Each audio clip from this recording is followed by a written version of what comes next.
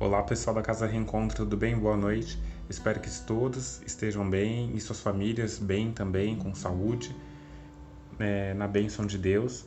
Hoje nós conversaremos aqui no Evangelho sobre o capítulo 7, Bem-aventurados pobres de espíritos, que está no capítulo 7 do Evangelho segundo o Espiritismo.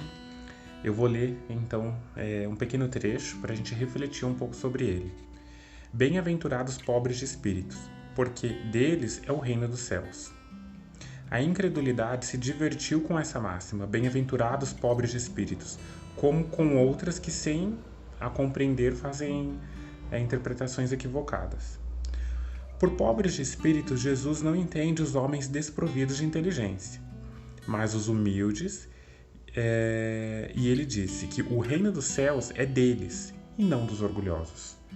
Então fica claro que falta, quando a gente lê só esse começo, do capítulo, e eu convido que todos leiam ele inteiro, que falta pra gente um pouco de sabedoria em tentar pelo menos entender o que é a vida, né? O que são os exemplos que Jesus nos deixou, o que é a verdadeira justiça perante a Deus, o que é aquilo de amar o próximo como a ti mesmo e a Deus sobre todas as coisas. Quando Jesus cita os pobres de espírito, na verdade, ele se refere àquelas pessoas que conseguem enxergar a vida além daquilo que é visível ao olho nu, né? Aquilo que a gente consegue palpar, sentir, tocar, ver. Esses pobres de espíritos, na verdade, é o espírito pobre de coisas do mundo, né? Como diz no próprio capítulo. Mas se são espíritos que já têm qualidades morais superiores, que estão evoluindo e estão se abrindo para essa evolução. Porque eles são humildes a ponto de reconhecer que existe um Deus, que existe algo que não é visível, que existe a espiritualidade, que nós somos sim espíritos encarnados, mas que existem sim espíritos desencarnados que estão aí ao nosso redor, contribuindo também para a evolução do mundo e que por vezes nos ajudam incansavelmente. Na verdade, tudo que acontece para a gente que não é bom ou que a gente não considera bom, na verdade é quase que um filtro, a metade daquilo que poderia ter acontecido se nós não tivéssemos ajuda do plano espiritual, dos nossos mentores, nossos anjos da guarda.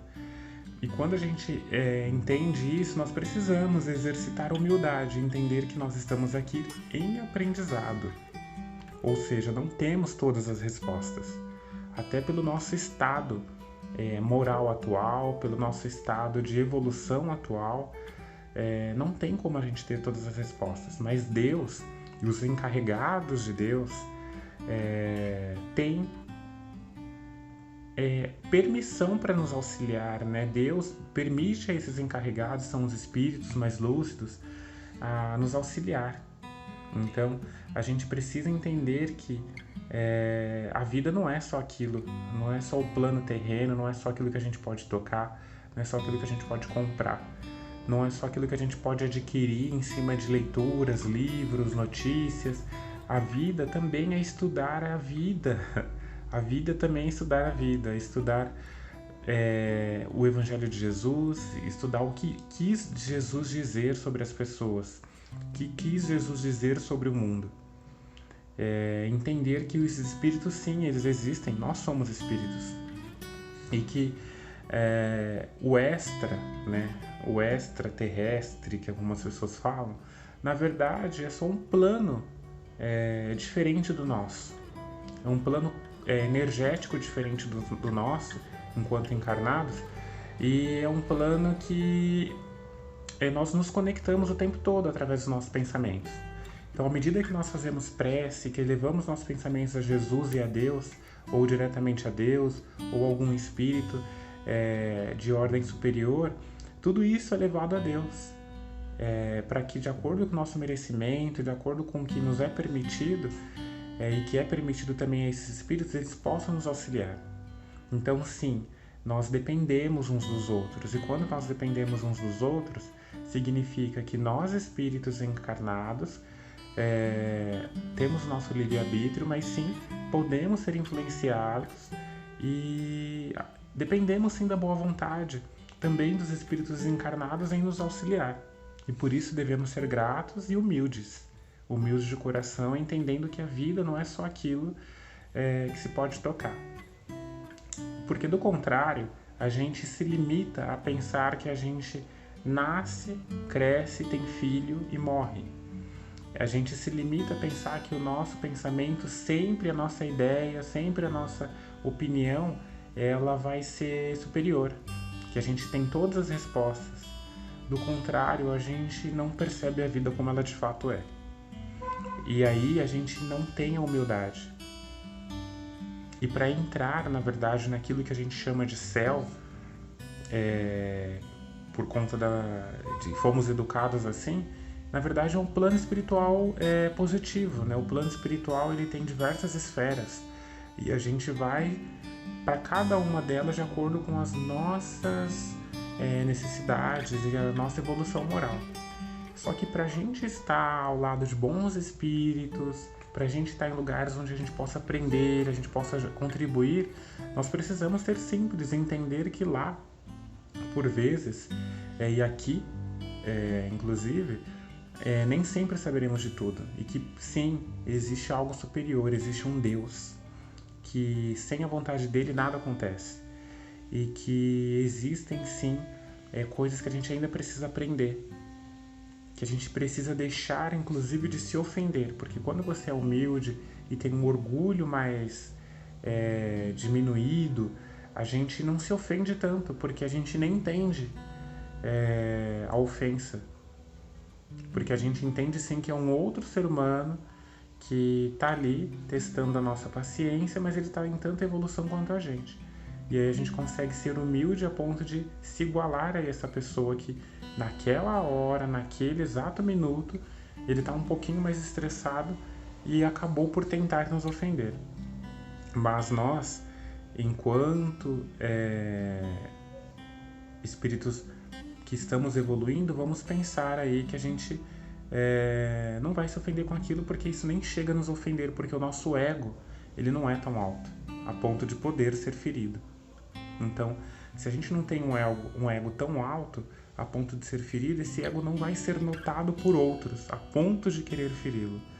Porque as pessoas, elas só atacam aquilo que elas que causa algum incômodo, incomoda no sentido de atrapalhar, né, elas, ou então de querer ter aquilo que o outro tem. Se a gente tem o nosso ego limitado, a nossa evolução, a nossa autoestima, a nossa felicidade, e não faz questão de que esse ego seja tão expansivo a ponto de todo mundo ter que achar que a sua opinião é a mais forte ou que você sempre é o melhor, a pessoa não vai enxergar esse ego, então, portanto, ela não vai querer atacar porque ela não enxerga, ela não vai querer ver, ela não vai querer atacar algo que ela nem percebe, entendem? Então, por isso, nós precisamos testar cada vez mais a nossa humildade. E os pobres de espíritos não são as pessoas desprovidas de inteligência. Os pobres de espíritos são as pessoas providas de inteligência. A verdadeira inteligência de entender a vida como ela é. Bom, eu espero que eu tenha conseguido aí trazer um pouco do conceito do que são os pobres de espíritos, e são esses os bens recebidos. Espero que todos nós consigamos ser mais pobres de espíritos para a gente alcançar degraus cada vez maiores na proximidade de Deus, de Jesus Cristo. Fiquem todos com Deus, uma boa noite e até a próxima.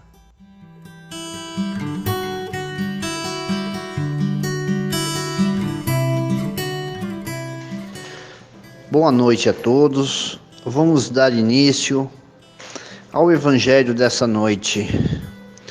Vamos assim, nos conectando com toda a espiritualidade da Casa Reencontro, com nossos mentores, com todos os mentores da Casa Reencontro.